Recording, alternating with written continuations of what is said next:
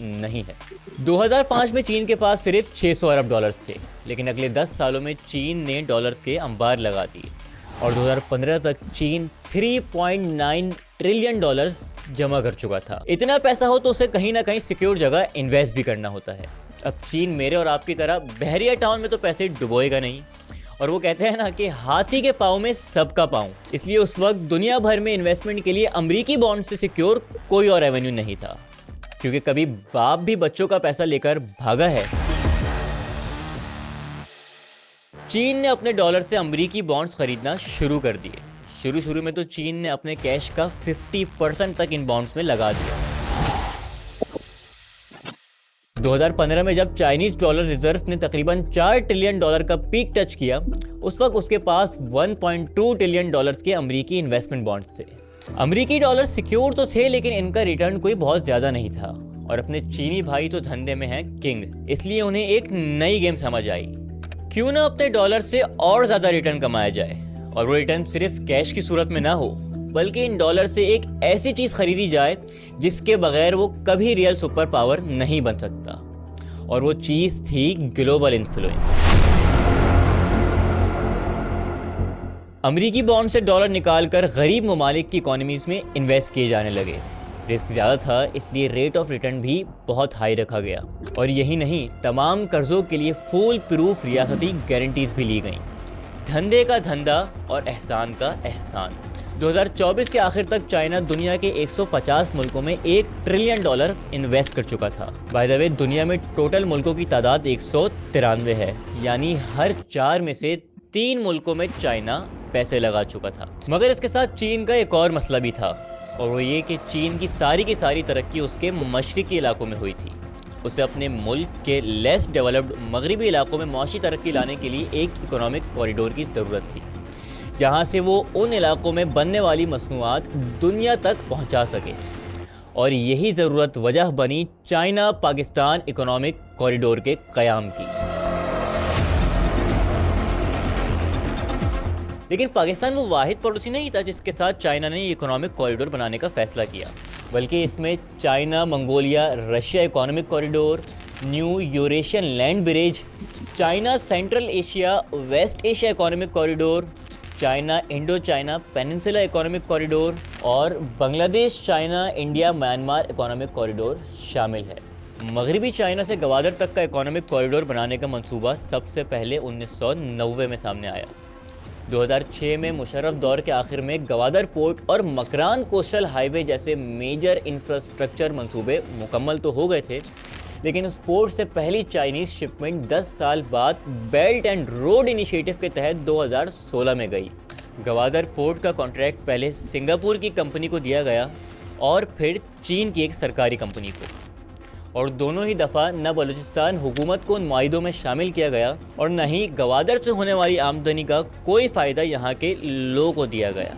गवादर में ज़मीन की बंदर बांट को लेकर भी लोकल्स में शदीद बेचैनी पाई जाती है, जिसकी वजह है सीपैक मंसूबों के लिए ज़बरदस्ती ज़मीनों पर कब्जे और सही मुआवजा न दिए जाने की शिकायत।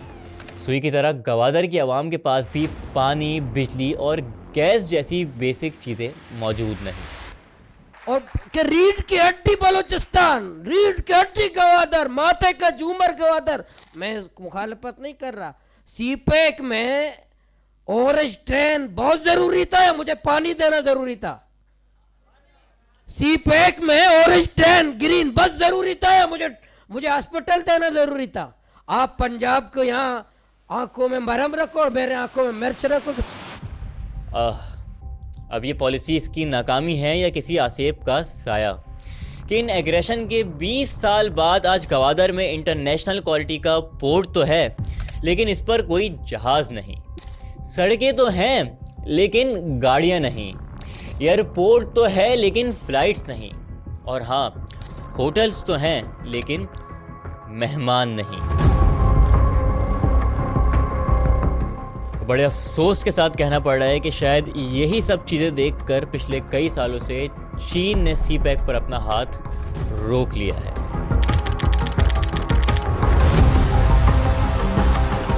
चागी का नाम ले तो हर पाकिस्तानी के दिमाग में एटमी धमाकों और वहाँ के लरसते रंग बदलते पहाड़ों का ख्याल आता है।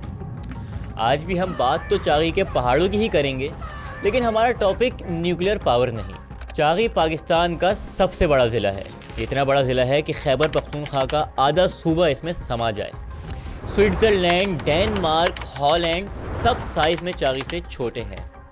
चागी इतना बड़ा है कि इसमें कतर, कुवैत और लबनान तीनों एक साथ आराम से रह सकते हैं। लेकिन आबादी आपको पता है नाज़िमाबाद से भी कम है। अफ़गानिस्तान और ईरान से जुड़े इस ज़िले के मगरबी कोने में काले पहाड़ों का एक सिलसिला है और इन काले पहाड़ों के नीचे सोने और तांबे के खजाने छुपे हैं। Let's talk about सैंडिक and Reko Diq.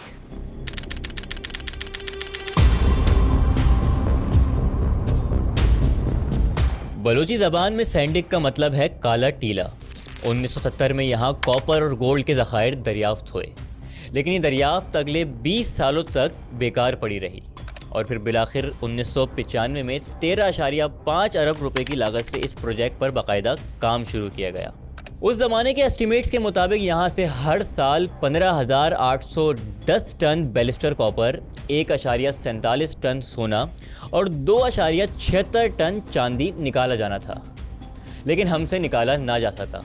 इसलिए मुशर्रफ साहब ने 2 अक्टूबर 2002 को इस मंसूबे के सारे असासे चीनी कंपनी MCC को 10 साल लीज पर दे दिए। मुआहदे के मुताबिक इस प्रोजेक्ट का 53% पाकिस्तान को, 42% हिस्सा चीनी कंपनी को और 5% हिस्सा बलूचिस्तान की हुकूमत को मिलना था। लेकिन 18वीं तरमीम के बाद वफाक का हिस्सा कम और बलूचिस्तान का शेयर 37% हो गया। 2017 में ये मुआहदा एक बार फिर 5 साल के लिए और फिर 2022 में 15 साल के लिए एक्सटेंड किया जा चुका है। इस अरसे में चीनी कंपनी सैंडिक से कितना मुनाफा कमा चुकी है, इस बारे में कोई पक्की इन्फॉर्मेशन तो मौजूद नहीं, लेकिन चाइनीज़ अखबार चाइना डेली के एक आर्टिकल के मुताबिक ये रकम तकरीबन 3 अरब डॉलर है। अफसोसनाक बात यह है कि माइनिंग कंपनी MCC के मुताबिक 2037 में सैंडिक के ज़खायर ख़त्म होना शुरू हो जाएंगे। वैसे सैंडिक का जब भी नाम आए तो अपने संजरानी साहब को ज़रूर याद रखना है, क्योंकि इनके